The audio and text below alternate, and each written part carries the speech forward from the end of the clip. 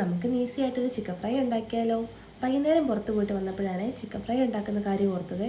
Chicken കറിയേക്കാളും chicken fry ഉണ്ടാക്കുന്നതാണ് എനിക്കിഷ്ടമേ. കൂടുതൽ കഴിക്കുന്നതും ഫ്രൈ തന്നെയാട്ടോ.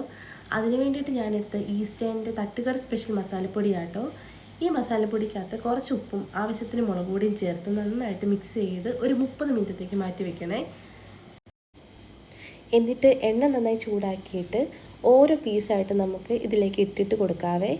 എനിക്ക് വലിയ ക്ഷമയൊന്നും ഇല്ലാത്തതുകൊണ്ട് 2 മിനിറ്റ് കൂടുമ്പോൾ ഇടയ്ക്കിടയ്ക്ക് അങ്ങോട്ടും ഇങ്ങോട്ടും മറിച്ചും തിരിച്ചും ഇട്ട് കൊടുക്കണേ. എൻ്റെ ചിക്കൻ ഫ്രൈയുടെ വലിയ ഫാനായിട്ട് കൊന്നു. കറക്റ്റ് സമയത്ത് അവൾ വീട്ടിലോട്ട് വന്നു കേട്ടോ.